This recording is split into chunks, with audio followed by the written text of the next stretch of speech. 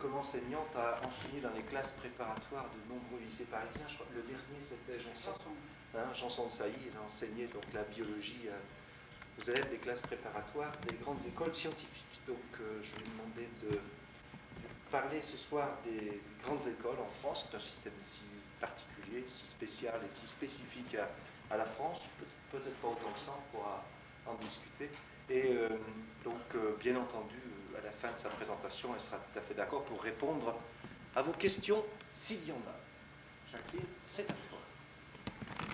Bonsoir. Bon, d'abord, je voudrais vous dire que je vais vous faire un topo relativement court et qu'après, on verra peut-être certains problèmes pratiques. Je ne sais pas si vous intéresse ou pas, les problèmes d'inscription, d'entrée, le processus, le protocole pour être candidat dans les classes préparatoires, etc. Donc, on gérera ça un peu comme ça.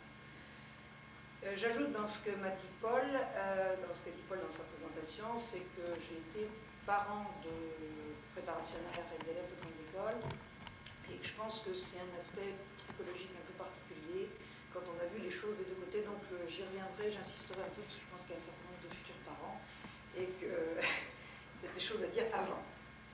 Alors donc, on parle aujourd'hui d'un système très, je dirais, franco-français qui est le système des grandes écoles. Et c'est un système qui a la réputation d'être sélectif ou très sélectif, qu'il l'est, c'est vrai, peut-être dans certains cas moins que ce qu'on peut penser. On y reviendra. Donc c'est un système qui s'est mis en place il y a en gros 200 ans et qui a commencé par la mise en place de Polytechnique en 1792, décidé en 1792, mis en place en 1994. Bon, les écoles normales ont suivi peu après, tout au moins la Rudule, et puis après on a eu les agros 1826, centrales 1829. Donc en gros c'est un système qui s'est mis en place à l'époque napoléonienne, hein, et c'est un système auquel on reproche encore d'être de type napoléonien, un peu sclérosé. On verra qu'il y a peut-être aussi des choses à moduler un peu là-dessus. Donc, si on regarde un peu comment se situe la France par rapport aux autres pays en termes d'accès à l'enseignement supérieur. Bon, j'ai pris 3 pays, on peut en prendre d'autres, la France, les États-Unis et l'Allemagne, et on a donc une fin d'école secondaire qui est marquée par 3 types d'examens, suivant les pays, baccalauréat, SAT et l'abitur pour les Allemands. Et ces 3 examens, s'ils apparaissent très homologues dans leur place, en fin de scolarité, eh bien, en fait, ils sont assez fondamentalement différents. Le baccalauréat couvre un très grand nombre de disciplines, le SAT beaucoup moins, et l'abitur, lui, dépend de chacun des Länder allemands, des Länder allemands, donc présente un manque d'homogénéité qu'on ne retrouve pas dans les 2 premiers pays. Ça, c'est la première chose. La deuxième chose, c'est le rôle de cet examen de fin de scolarité secondaire dans l'accès à l'enseignement supérieur. En ce qui concerne les États-Unis et l'Allemagne que j'ai pris ici, ce sont des examens qui interviennent, qui participent à la sélection à l'entrée de l'université et dont la qualité des résultats intervient elle aussi. En France, le problème est différent. Le baccalauréat représente une voie d'accès automatique à l'enseignement supérieur au sein des universités et c'est une partie seulement de l'enseignement supérieur qui est barrée, enfin qui présente une sélection à l'entrée. Donc c'est ce qu'on peut représenter un peu ici. Deuxième chose particulière au système français, c'est que les résultats scolaires des élèves de terminale, donc, et même leurs résultats premiers, on reviendra là-dessus, interviennent dans la sélection, pour les endroits où il y a sélection, mais les résultats de l'examen n'interviennent pas, puisque tous les choix sont décidés avant les résultats de l'examen. Donc, on a en fait en France 2 types d'entrée dans l'enseignement supérieur.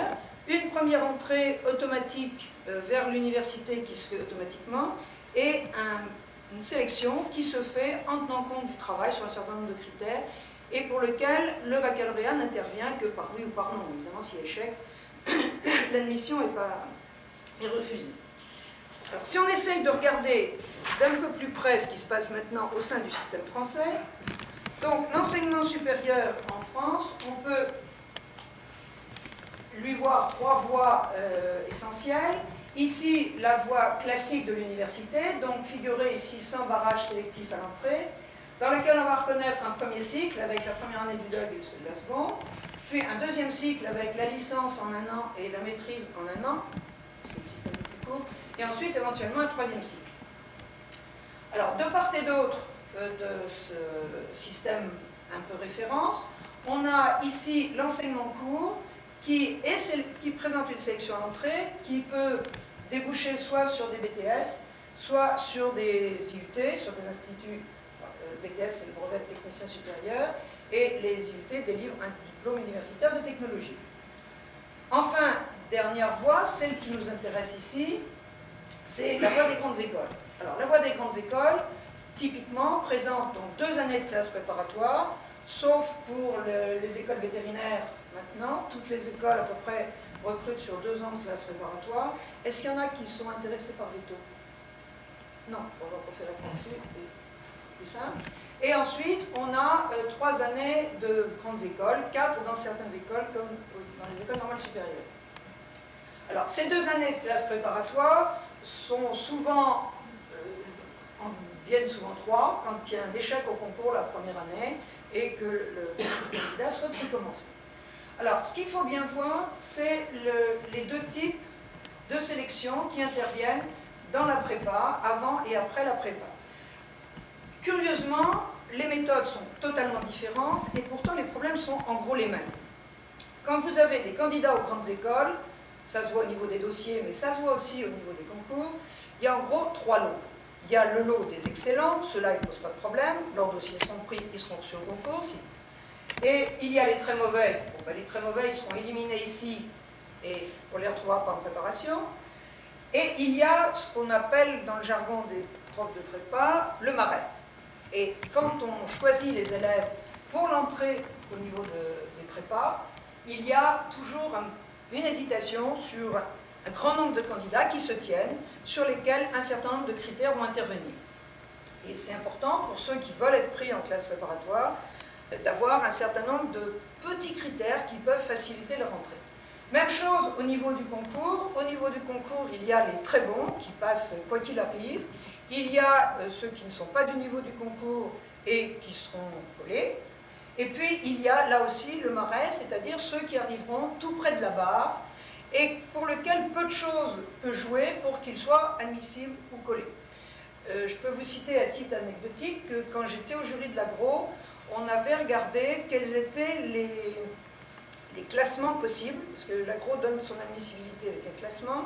On avait regardé les classements possibles pour des candidats qui avaient le même total scientifique.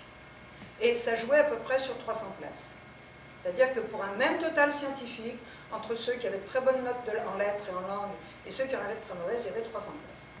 Sachant qu'il y avait 700 admissibles, vous voyez le balayage que ça pouvait donner. Donc ça, c'est une idée importante, et je pense que c'est une idée importante pour tuer un peu la notion de super-homme qu'on attache toujours aux élèves des grandes écoles et aux élèves des prépas.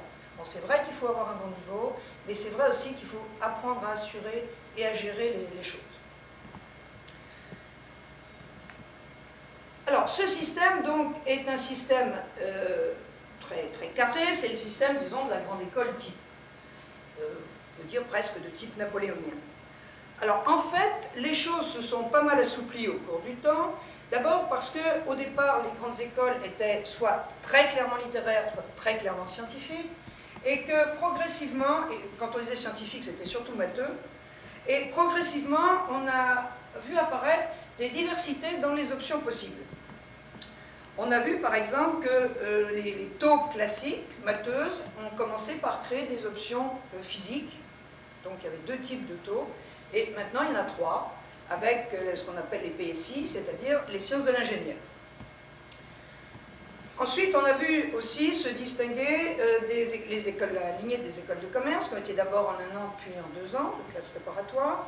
Et ces écoles de commerce sont les dernières à être apparues dans les grandes écoles, HEC ayant été créées à la fin du 19e siècle, je crois que c'est 1880. Alors ça, c'est une première chose. Donc, diversité dans les types de classes préparatoires.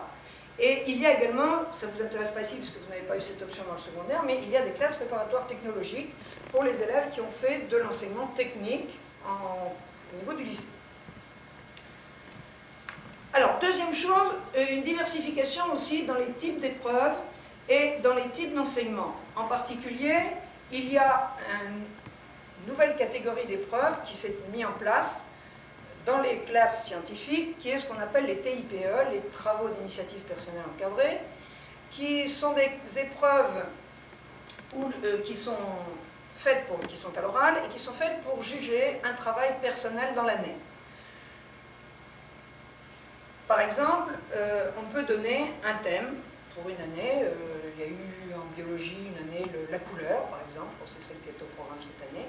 Et chaque étudiant va préparer non seulement une théorie, une étude théorique, mais aussi une étude pratique avec des expériences et va présenter à l'oral donc le rapport de ce qu'il aura fait. Il aura des questions sur comment il s'est débrouillé. En général, c'est un travail qu'il peut faire à 3 ou 4.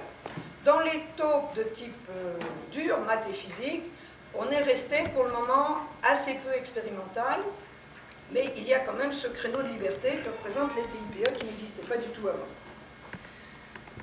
Ensuite, sont apparus également des recrutements hors classe préparatoire.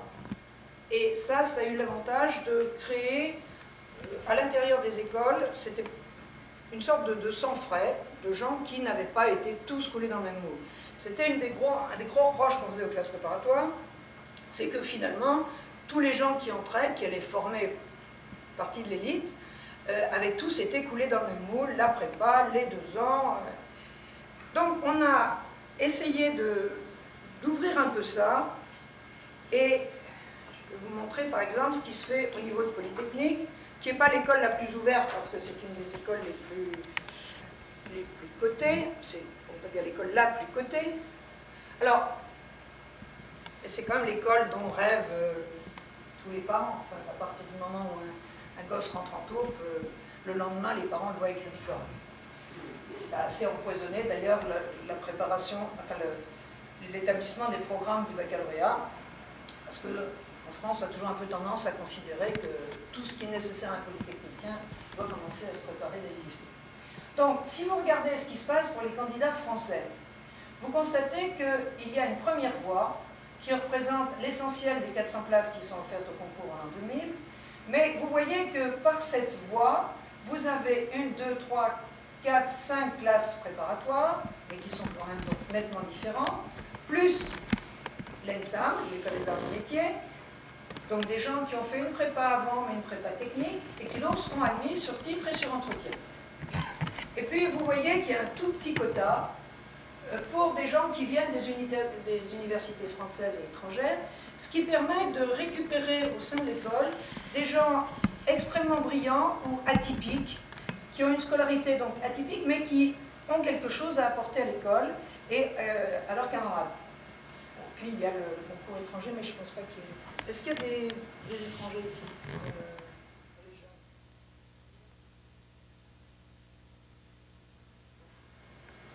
Simplement pour savoir un petit peu qui est en face. Alors, donc ça, c'est au sein des grandes écoles de type classique, l'apparition d'une relative diversité, ou d'une diversité relative. Et puis, se sont créées des écoles plus récentes, un peu sur le même type, avec un concours, une préparation à un concours, et puis l'entrée dans ces écoles, ce qu'on appelle l'intégration dans le jargon des écoles. C'est le cas, par exemple, de Sciences Po, qui n'est pas vraiment une grande école, mais qui a un recrutement après préparation. C'est le cas également de l'ENA, l'École nationale d'administration, pour lesquels le type de recrutement est un peu le même.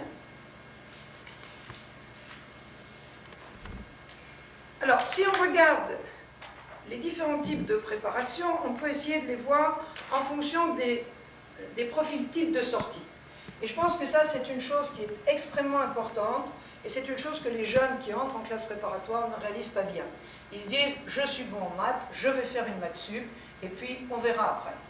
Il y en a qui se disent, je veux faire de la bio, je ferai de la bio. Et quand vous faites le bilan, par exemple, pour la bio, il y a très peu de métiers où on fait de la vraie bio. Hein. C'est fini, les petites bêtes. Donc si on a vraiment envie de faire des petites bêtes et des petites fleurs, il vaut mieux aller dans un club d'amateurs et puis raisonner en termes de carrière pour voir ce qu'on a envie de faire, de façon plus précise. Donc il est important de voir les profils de sortie, parce que ce sont eux, évidemment, qui vont conditionner un peu les choses. Alors, On a les écoles militaires, avec la place un peu particulière de Polytechnique qui forme quand même pour beaucoup des ingénieurs et des cas dans d'autres secteurs. Ensuite, on a les écoles normales supérieures avec la recherche et l'enseignement, essentiellement. Les écoles qui préparent des ingénieurs de type, disons, classiques, c'est-à-dire Polytechnique, les ponts, les mines, etc. Les ingénieurs biogéoles, qui au départ étaient recrutés essentiellement dans des secteurs justement ayant un aspect un peu biologique, la bactério, les biotechnologies, etc. Et qui de plus en plus sont utilisés entre guillemets comme ingénieurs de l'aléatoire. Il semble que c'est l'avis des employeurs, ils soient moins rigides et plus capables de s'adapter à certaines situations que les matheux classiques. Alors il y a les ingénieurs commerciaux, ceux qui sortent de HEC et les deux autres parisiennes, l'École supérieure de commerce et l'ESCP, et puis les écoles supérieures de commerce de province, et puis enfin, donc, Veto. Ça, ce sont en gros les profils de sortie, en sachant que dans recherche et enseignement, par exemple, il y a des sections littéraires, on va y revenir tout à l'heure, et que ces sections littéraires peuvent ouvrir, là aussi, sur une autre forme de recherche, ou sur l'école des chartes. Alors, je pense que la plupart d'entre vous sont intéressés par les écoles d'ingénieurs. Je pense que c'est ce qui nous intéresse le plus. Donc, on peut regarder ce qu'est la scolarité type d'un élève dans une école d'ingénieur. Donc, il arrive dans cette école d'ingénieur après 2 ou 3 ans de classe préparatoire. Et la grande différence avec ce qu'on peut voir dans une université étrangère, c'est que ces 2 ou 3 ans de classe préparatoire, ça aura été une vie très coconnée, très coupée du monde, ça, il faut l'admettre. C'est un des points faibles de la classe préparatoire, avec une formation académique extrêmement poussée. Donc c'est une école de rigueur, c'est une école de travail, mais l'ouverture sur le monde de la vie se fera après l'intégration. Alors donc en première année, on peut dire quelle que soit l'école d'ingénieur, que ce soit un ingénieur commercial, que ce soit un ingénieur de type mine, etc., on aura le même profil en gros. Donc la première année, c'est un tronc commun avec des compléments qu'on peut traiter, dont on peut dire qu'ils sont académiques, qui sont adaptés au profil d'un ingénieur, c'est-à-dire de l'informatique, pour compléter le peu qui a été fait en prépa, le droit, l'économie, ça se retrouve à peu près partout. Il est certain que quand on a des biologistes, on aura de la biochimie, quand on aura des gars aux mines, ils feront de la géologie et de la résistance des matériaux, mais ça reste, disons, un enseignement très structuré et assez théorique, même s'il y a quelques débuts. Alors la diversité commence au niveau du stage ouvrier pendant 1 mois l'été, l'idée étant que ces ingénieurs sont appelés à former des cadres et que si on veut diriger des gens, il est bon de savoir la vie qu'ils mènent, donc pendant 1 mois, on les envoie sur le terrain. Alors ça peut être nettoyer les toilettes chimiques des TGV, comme l'ont fait certains ingénieurs des mines, ça peut être aller retourner la paille et traire les vaches pour des agros, ça peut être hôtesse de l'air stagiaire pour les HEC, mais c'est vous mettre du jambon sous cellophane à la chaîne, enfin, c'est vraiment un stage ouvrier. Maintenant, un certain nombre d'écoles offrent la possibilité d'aller faire ce stage à l'étranger. Bon, c'est souvent le stagiaire qui s'en occupe, mais pas toujours. Bon, il est certain que ça peut être plus intéressant d'aller laver des tubes à essai dans une université anglaise que de le faire dans un laboratoire parisien. Alors la deuxième année, en général, les spécificités commencent à se manifester. Les élèves peuvent choisir un petit peu leurs orientations. Des fois, il reste un soupçon de tronc commun, pas toujours.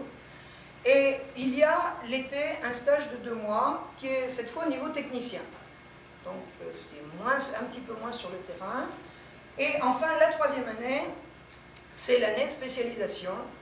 Et on peut avoir au sein des écoles une très grande diversité.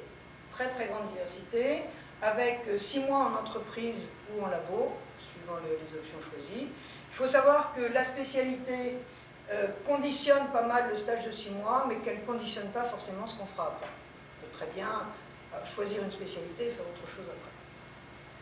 Donc, ça revient à dire qu'après le moule de la prépa, qui est quand même un moule rigide et assez construit, on verra tout à l'heure comment ça se passe, il y a un très grand champ qui est proposé dans chacune des écoles d'ingénieurs. C'est pour ça qu'on a très souvent des élèves qui disent « Ah, j'ai pas eu l'école que je voulais », ils ont rarement l'école qu'ils veulent, parce qu'ils ont toujours visé très très haut, et très très haut, il n'y a pas tellement de place. Mais la pratique montre que s'ils ont bien réfléchi à la carrière qu'ils ont envie de suivre, il y a en général un moyen de retrouver, en choisissant bien les options au sein de l'école, ce qu'ils veulent faire. Moi, j'ai eu plusieurs élèves, par exemple, qui voulaient faire de la recherche, qui se sont fait coller à l'école normale supérieure, qui ont fait une agro, puisque j'avais une option biologie, et qui sont maintenant maîtres de conf sans aucun problème, en se disant que même finalement, le fait d'être en école d'ingénieur, ça leur a pas mal ouvert l'esprit, ça les a amenés sur le terrain, probablement de façon plus ouverte sur la vie que ce qui se passe dans les écoles normales supérieures. Alors, pour arriver donc dans ces différentes écoles, on a le choix entre différentes filières de classes préparatoires. Alors, ces filières de classes préparatoires, je pense qu'il y a ici un certain nombre de parents qui étaient eux-mêmes élèves de classes préparatoires et qui ont un petit peu tendance à retrouver leurs pantoufles. Il faut savoir quand même que les choses ont un petit peu bougé, en particulier chez les scientifiques. Moi, chez les littéraires. Alors, chez les scientifiques, je vous ai dit qu'il y avait au départ surtout une option mathématique avec beaucoup de maths.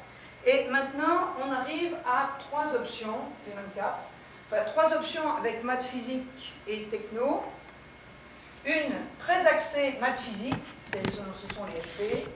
Une deuxième avec comme dominante physique et chimie, c'est la PC. Et la troisième, PSI, beaucoup plus tournée vers le concret, avec ce qu'on appelle les sciences de l'ingénieur. Où les choses se corsent pour ces 3 sections, c'est que quand les élèves rentrent en classe préparatoire, quand ils font leur dossier, ils ont le choix entre 2 sections seulement, qui s'appellent MPSI et PCSI.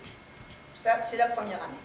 Ce sont des petits bisous, ils ont le choix entre ces 2 options, pour 3 classes après. Et à Noël, eh bien, à Noël, ils feront le choix entre MP, PC ou PSI. Personnellement, je trouve que c'est une aberration complète. Il ne faut pas savoir ce que c'est qu'un préparationnaire à l'évolution possible au cours de l'année de sup pour les obliger à faire un choix sitôt dans l'année. Ceci dit, dans la plupart des cas, il est possible de continuer avec 2 heures d'option en PSI, la section MP dominante en fin de première année, et donc on garde les 2 heures de PSI, ce qui permet de repousser le choix à la fin de la première année de classe préparatoire. Alors, première tendance, donc maths, physique & co, et la deuxième, ce sont les BCPST, c'est-à-dire biologie, chimie, physique et sciences de la Terre, qui sont les anciennes agros, et qui préparent aux carrières comportant de la biologie, de la biochimie et tout ce qui est géologie. Et puis il y a un certain nombre d'options techno qui donc ne vous concernent pas puisqu'il n'y en a pas ici. Alors, toutes ces classes scientifiques, bien sûr, supposent un bac S. Il y a toujours de grandes discussions pour savoir si l'option en terminale est importante ou pas. Dans la plupart des établissements, on ne s'occupe pas de l'option en terminale. Ceci dit, je pense qu'il est préférable pour les MP et les PC de prendre soit maths, soit physique. Pour les BCPST, je peux vous dire que personne ne fait attention à l'option, parce que chacune des 3 options pour un futur agro a ses avantages. Donc, il peut faire un peu ce qu'il veut. Alors, pour ce qui concerne les prépas commerciales, il y avait classiquement les prépas HEC scientifiques, dites scientifiques, pour des gens qui avaient un bac S, et il y a maintenant des prépas HEC dites économiques pour des gens qui ont des bacs économiques. Alors, il y a encore des épreuves de maths, on y en aura tout à l'heure là-dessus, mais c'est quand même beaucoup moins matheux que la première. Alors, en ce qui concerne les classes littéraires, bon, il y a des CAGN, qui commencent par une hypocagne la première année, qui peuvent être classiques ou modernes suivant qu'il y a du latin, suivant l'école qui le prépare. Mais je pense que ceux pour lesquels vous êtes peut-être moins au courant, c'est l'existence des cagnes économiques, ce qu'on appelait les cagnes S. Ces cagnes S, ce sont des cagnes, parce qu'il y a une structure littéraire, un enseignement littéraire important, mais il y a de l'économie et surtout il y a des maths. C'est souvent une section intéressante pour des gens peu spécialisés, qui ont un petit peu envie des deux, ils voient aussi sur quoi ils déboucheront après. L'autre avantage de cette gagne économique, c'est de pouvoir déboucher avec une bonne formation de base sur, par exemple, de la sociologie ou de l'économie. Une formation littéraire, mais aussi scientifique avec une bonne base de maths.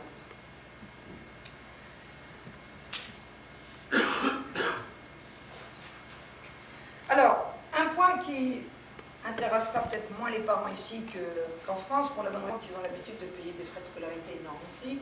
Mais néanmoins, il faut savoir que les classes préparatoires, donc c'est un enseignement qui est pour disons 90% qui se fait dans des établissements publics, qui sont hébergés dans des lycées et où les frais de scolarité sont quasiment nuls. Une fois rentrés dans les écoles, la plupart des écoles, c'est pareil, ont des frais de scolarité qui sont extrêmement minimes. Certaines écoles sont chères, c'est le cas des écoles de commerce, parce qu'elles sont gérées par les chambres de commerce. Mais il y a très souvent des prêts qui sont accordés avec pas mal de facilité. Et puis enfin, il y a un certain nombre d'écoles qui recrutent des candidats qui théoriquement occuperont des postes de l'État, et donc qui signent un contrat quand ils rentrent à l'école. Et avec ce contrat, eh bien, ils seront payés pendant leur durée de vie à l'école, ce qui n'est pas désagréable, surtout qu'ils sont grassement payés, je trouve. Et s'ils ne remplissent pas le contrat en sortant, ils remboursent au prorata des années non effectuées. Alors, dans ces écoles qui sont un peu beaucoup privilégiées, bon, il y a Polytechnique, il y a les écoles normales supérieures, il y a certaines écoles d'ingénieurs, en particulier celles de l'environnement, qui ont en général, il y a celles des eaux et forêts, qui ont des petits quotas d'élèves qui peuvent rentrer comme fonctionnaires. Alors maintenant, en ce qui concerne les spécificités de la vie en classe préparatoire, parce que c'est quand même l'essentiel des recrutements des grandes écoles, eh bien, la première chose, c'est qu'il y a pas mal d'heures de cours. La deuxième chose, c'est qu'il y a, en plus des heures de cours, des heures de devoirs. Il faut compter au moins une demi-journée par semaine. Et puis, il y a ce qu'on appelle l'école, c'est-à-dire les interrogations. Ces interrogations représentent une part qui me semble fondamentale dans la formation des jeunes, parce que c'est l'occasion pour eux de parler sur un sujet qu'ils ont préparé pendant un temps relativement court, 20 minutes, une demi-heure, et de se battre avec le sujet, qui leur plaise ou qui ne leur plaise pas, 2 fois par semaine, puisqu'il y en a dans différentes disciplines. Donc, c'est un excellent entraînement à l'oral, un excellent entraînement de présence, et je peux vous dire qu'on a des élèves qui arrivent abominablement timides en sup, et qui, en spé, deviennent tout à fait capables, au prix d'un certain effort, de passer l'école et de passer les concours. Et après, parce qu'en fait c'est quand même ça le but, de se débrouiller dans la vie comme cadre. Alors, en ce qui concerne le choix de la voie pour rentrer dans une école, je pense que la première chose à faire, et c'est ce qui n'est jamais fait avec les jeunes, c'est de ne pas considérer que la prépa, c'est un but en soi. Il faut savoir pourquoi on rentre en prépa, et je pense qu'ici c'est particulièrement net, parce que vous avez le choix, pour certains, entre l'université américaine et l'université, enfin le système français. Je pense que la grande différence entre les deux, si on reprend les schémas de départ,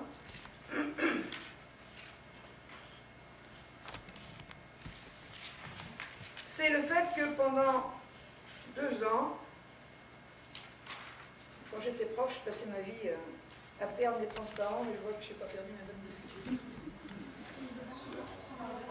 Voilà.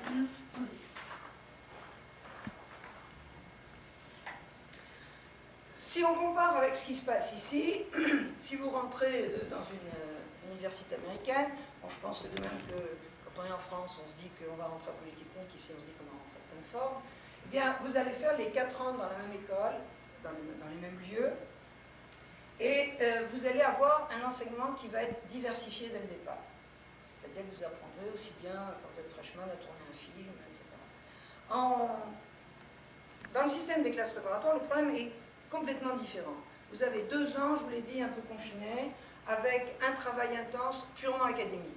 Et il faut quand même voir que ces 2 années intenses se situent entre 17, puisque souvent il y a les gens qui rentrent en préparation, ils en avancent, disons 18 ans et 20 ans, c'est-à-dire un moment de flexibilité intellectuelle maximum. Et c'est là, à mon avis, que se forge une base scientifique sur laquelle après on peut greffer une vie professionnelle diversifiée en fonction de l'école et en fonction de ce qu'on a envie de faire après. Ça me paraît être la grande supériorité, enfin le grand avantage, disons, des classes préparatoires. Ensuite, ce qui me paraît un deuxième avantage, c'est que là aussi il y a un choc culturel entre la prépa, milieu coconné, très académique, et ensuite l'ouverture sur les écoles, où on a une vie beaucoup plus ouverte, beaucoup plus libre, et où le jeune peut avoir une vie certainement beaucoup plus comparable à celle des universités américaines. Mais après avoir eu 2 ans, certes un peu durs, mais de rigueur, de formation intellectuelle. À mon avis, c'est là que se situe le choix. Alors, dans ces classes préparatoires, vous voyez que ça s'aligne sur le DUG 1 et le DUG 2, et il y a des passages possibles de l'un à l'autre. En particulier, la plupart des élèves qui ont du mal en sortant de sup réintègrent facilement le DUG, soit en reprenant un DUG 1, soit maintenant ça se fait de plus en plus, il y a des accords entre les préparations et les universités, ils passent directement en DUG 2, sauf si c'était vraiment nul et s'ils n'ont rien fait en prépa, mais c'est rarement le cas. Et je peux vous dire qu'il y a un certain nombre d'universités, de bonnes universités comme Orsay, qui sont ravis de récupérer les gens qui sortent de classe préparatoire, même s'ils n'ont pas intégré, parce qu'ils savent qu'ils ont une formation solide et qu'après ils ont l'habitude de travailler et que ça va tout seul. Donc, à mon avis, c'est là-dessus qu'il faut réfléchir au moment de votre choix. En sens inverse, je pense que le danger des classes préparatoires, et ça, j'insiste beaucoup là-dessus parce que les parents jouent un rôle énorme, les profs un peu, mais les parents jouent un rôle énorme, c'est de faire des collés à vie. Quand un enfant rentre en classe préparatoire, eh bien, très souvent, je vous dis, les parents les voient déjà avec un licorne le 15 septembre.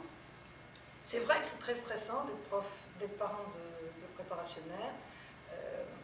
Moi, je peux vous dire par expérience personnelle qu'entre être élève de classe préparatoire, prof de classe préparatoire et parent d'élèves de classe préparatoire, c'est le troisième qui est le plus horrible de beaucoup. Bon, ça, on a une impression d'incapacité, où il travaille trop et on se dit il travaille trop, il s'épuise, ou il ne travaille pas assez. Bon. Donc, il faut bien vous mettre dans la tête et leur mettre dans la tête que les 2 ans de classe préparatoire qui sont durs, eh bien, c'est 2 ans de formation. Alors, si ça débouche sur un concours, c'est mieux, c'est ce qu'ils souhaitent, mais quoi qu'il arrive, c'est 2 années qui sont extrêmement importantes dans la formation. Et ça, il faut commencer par le mettre dans la tête des parents. Et puis, je dirais, lâchez-leur un peu les baskets. Moi, je dis toujours à mes élèves quand ils partent réviser je disais à mes élèves quand ils partaient réviser pour les concours, mettez vos parents dehors, ne supportez pas leurs angoisses, vous avez les vôtres, ça suffit comme ça. Et bon, quand tout le monde en prend conscience, ça va mieux, mais c'est vrai qu'il y a des enfants qui sont écrasés par les parents, et il est tout à fait évident qu'à niveau scolaire égal, on constatait que les jeunes de milieu extrêmement modestes étaient bien plus heureux en prépa, parce qu'il n'y avait pas la censure des parents derrière, il ne fallait pas faire aussi bien en anglais que papa, et ça, enfin, mettez-vous bien ça dans la tête pour tant que parents, c'est extrêmement important. Si vous voulez les aider, il faut un peu les laisser libres. Dites-vous bien que si... Alors, oui, reprenons ces histoires de choix de classe préparatoire. Donc, le choix de la classe préparatoire doit se faire, à mon avis, essentiellement, d'abord, tout au moins, en termes de carrière. Il faut essayer d'aider le jeune à voir ce qu'il a envie de faire. En général, ingénieur, il ne sait pas trop bien ce que c'est plutôt en termes de vie industrielle, secteur tertiaire, c'est un peu là qu'il faut se poser des questions, en sachant que les carrières évoluent depuis la sortie de l'école jusqu'à la suite, et que, en général, en vieillissant, on devient de plus en plus gestionnaire. Ce qui revient à dire que pour des jeunes qui hésitent, je pense que faire une classe préparatoire commerciale, c'est s'enfermer tout de suite dans la gestion. Alors qu'ils y arriveront bien au bout de 20 ans, ça leur aura permis de changer de carrière et de voir autre chose. Ça, c'est une chose importante. Donc, aidez-les à voir ce qui les intéresse et relativiser leur choix. Par exemple, quand j'avais des agros, on en avait pas mal qui étaient des petits écolos de service qui arrivaient en se disant ben, moi je vais vivre au milieu des bois. Bon, mais quand vous regardez ceux qui vivent au milieu des bois, il n'y en a pas beaucoup. Il y a ceux qui ont fait les eaux et forêts, et encore, il y en a un certain nombre qui peuvent être à la préfecture de Créteil. Bon, et c'est pas tellement vert. Mais, donc, il faut les aider à voir tout de suite ce que seront les limites et les voies qu'ils peuvent choisir. Ensuite, il faut voir évidemment leurs aptitudes, et voir s'il y a une bonne corrélation entre ce qu'ils veulent faire et ce qu'ils ne veulent pas faire. Il faut voir aussi que, il faut bien les persuader de ça, et vous en persuader aussi, c'est que rentrer dans une école et en sortir, ça donne des indications sur la carrière, mais pas tant que ça. Bon, si vous prenez les très grandes écoles, comme, enfin très grandes, comme disons celles qui ont la cote en France plus élevée, c'est-à-dire par exemple Polytechnique, les mines, les écoles normales supérieures, on peut faire des tas de choses quand on sort de l'une de ces écoles. Quand vous sortez d'une école normale supérieure, vous pouvez être président de la République, vous pouvez être directeur de l'Alliance française, vous pouvez être directeur du laboratorium, vous pouvez être attaché scientifique, enfin, oui, c'est assez diversifié. Vous pouvez aussi être prof, vous pouvez, enfin bon. Donc, vous voyez que, après, c'est la vie qui fait les choses. Tout n'est pas décidé parce qu'on a été reçu ou collé à telle école. Les écoles les plus cotées sont généralement les écoles les plus généralistes. Et ça, c'est important quand les élèves choisissent, par exemple, à la fin de leur première, deuxième année, ce qu'on appelle l'année de 3,5, de rentrer dans une école qui n'était peut-être pas tout à fait celle qu'ils voulaient, ou au contraire de recommencer un an pour faire une année dite de 5,5. Les écoles, les dernières écoles, ne donnent pas généralement des carrières tellement moins brillantes que les autres, mais surtout elles donnent d'emblée des carrières plus spécialisées. Donc ceux qui rentrent dans une ANSSI, par exemple, doivent savoir, dans l'École nationale supérieure d'ingénieurs, doivent savoir que s'ils s'embarquent dans une école d'électronique, ben, ils feront pendant un bon moment de l'électronique. Que s'ils font des matériaux, ils feront des matériaux pendant un bon moment. C'est là aussi une des choses qu'il faut bien assimiler parce que c'est celle qui se joue à long terme. Voilà. Alors ça, c'est un peu l'essentiel de ce que je voulais vous dire. Est-ce qu'il y a des questions? Est-ce qu'il y a des choses... Il me semble qu'il y a de nouvelles écoles d'ingénieurs, je ne sais pas si on les classe ANSSI ou pas ANSSI, où la prépa est intégrée. Oui, alors effectivement, oui, ça je fais bien de le rappeler. Il y a quelques écoles, comme les INSA par exemple, qui ont des prépas intégrés. Alors, les prépas intégrés, ça revient à dire que le régime est sensiblement le même que celui qui a été décrit ici. Il est beaucoup plus facile de rentrer, enfin, il est plus facile en général de rentrer dans une prépa intégrée que dans une vraie prépa. La seule chose, c'est qu'après, on n'a plus le choix. Donc, eux aussi ont un écrémage parfois assez sauvage en fin de deuxième année, mais on est beaucoup plus sur des rails. Alors, je pense que ces prépas intégrés ont un énorme avantage pour des enfants, par exemple, qui ont un grand manque de confiance en eux. Je vois par exemple aux INSA, ou des enfants qui ont un profil très atypique. Ils tiennent beaucoup compte d'élèves qui, par exemple, de jeunes qui, par exemple, ont eu un prix de conservatoire, ou ont fait de l'alpinisme à un bon niveau, enfin, qui ont de la tripe, quelque part, et qui ne sont pas forcément académiquement très bons. Ceci dit, il faut savoir que dans ce genre d'école, on travaille beaucoup. Tout souvent, ils souhaitent rentrer dans une école à prépa intégrée parce qu'ils ont l'impression que c'est plus cool et qu'il n'y a pas la censure du concours. Et en fait, il y en a un certain nombre qui souffrent beaucoup. Oui? Est-ce que le fait d'être bilingue ou d'avoir un très bon niveau en anglais peut caractériser un école? Pour rentrer dans une école sur dossier, il y a quand même beaucoup de candidats qui ont un très bon niveau en anglais. Mais ceci dit, je pense que c'est un avantage. C'est un avantage quand même, mais probablement pas sur un recrutement sur entretien. Pas, un petit peu, ça joue bien sûr. Par contre, je pense qu'au niveau des concours d'entrée, ça joue beaucoup, parce que là, on pratique plus large. Enfin, vous n'êtes pas sur des gens atypiques, justement, vous êtes sur des gens typiques. Et je pense que ça, c'est important pour vous ici. Je pense que d'une part, il est important que les profs indiquent bien dans les dossiers d'entrée, on reviendra peut-être sur le problème des dossiers d'entrée, que certains des élèves ont suivi les cours en anglais avec la section américaine.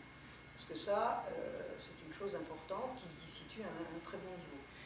Ceux-là, et les autres aussi d'ailleurs, ont intérêt à voir aussi les techniques. J'ai souvent remarqué que les élèves que j'ai pu avoir qui venaient, qui avaient passé 1 an, 2 ans aux États-Unis, qui étaient peut-être pas bilingues, mais quasiment bilingues, l'épreuve orale, ça se passait magnifiquement bien. Ils avaient une étude de vidéo, une étude de bande audio, c'était parfait. À l'écrit, où il y a une épreuve de thème, le thème, ça allait encore parce qu'ils émergeaient au milieu des gens qui avaient un thème assez idiomatique, en ayant un thème assez idiomatique, mais la version, c'est généralement une catastrophe, parce qu'ils n'ont pas l'entraînement, contrairement à ce qui se passe pour les Français de France, si je puis dire, de la version rigoureuse, où on cherche le mot exact dans les 2 langues, et là-dessus, c'est des pertes énormes, hein, et idiotes, parce que je pense que pour ceux qui veulent faire une préparation, c'est vraiment la chose sur laquelle il faut focaliser ici. Il faut arriver à faire un bilan de ce que vous êtes, de vos points faibles, de vos points forts, et essayer de les combattre dans un moment, enfin de combattre vos points faibles, à un moment où vous êtes très tranquille, hein, au soleil de la Californie. C'est le moment.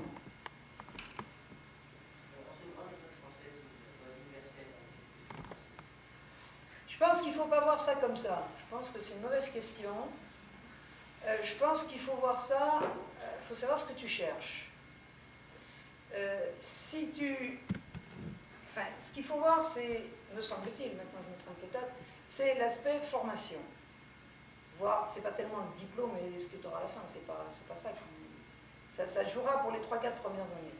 Mais après, ça joue pas tellement. Donc, il faut voir si...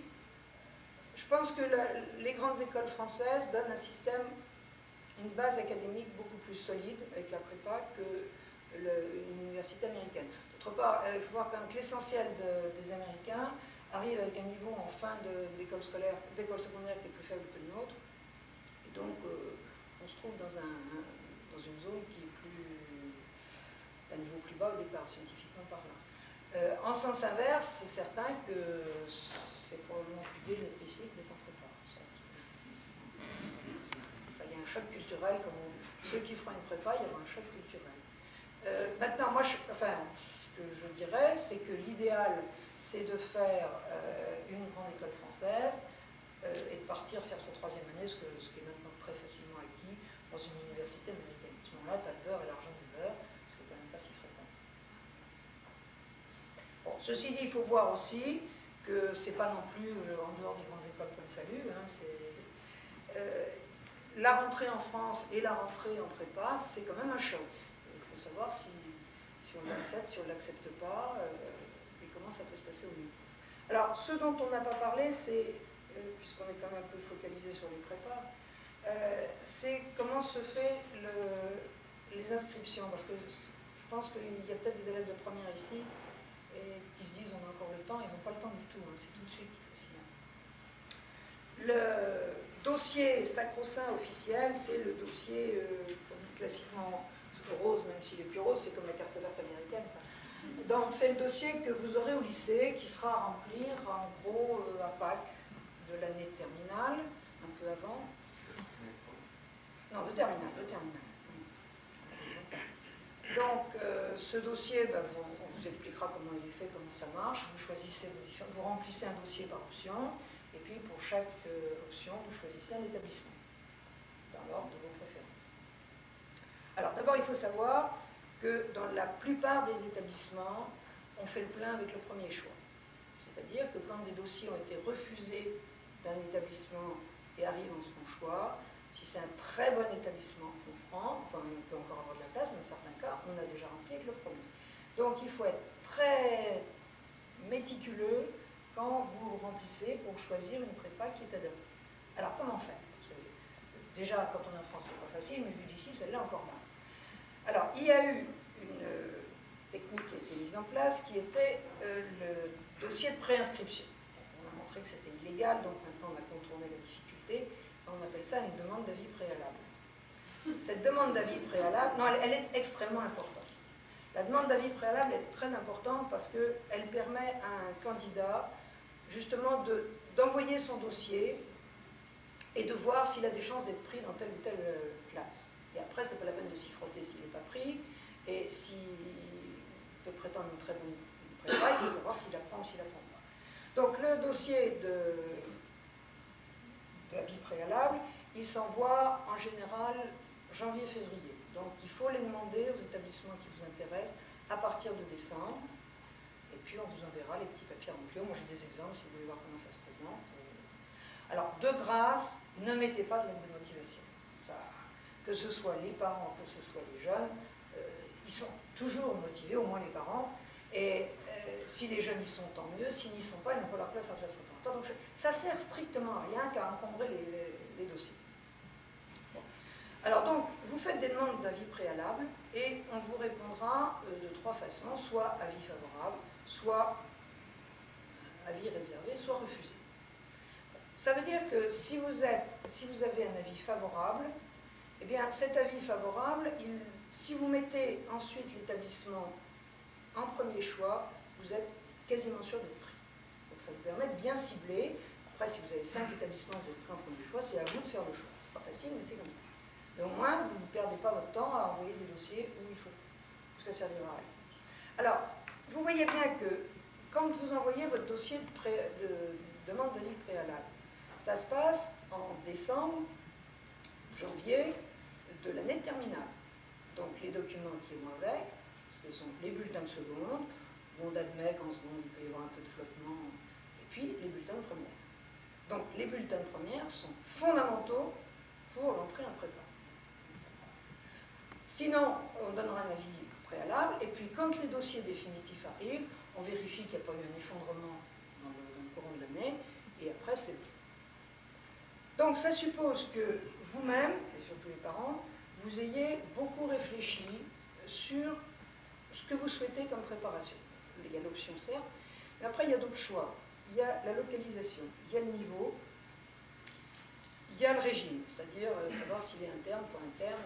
Si les parents sont ici, il y a plusieurs cas où il sera chez un membre de la famille, où il sera interne. Les places d'internat, à mon avis, c'est la meilleure solution. Même, je dirais presque quand on est sur place.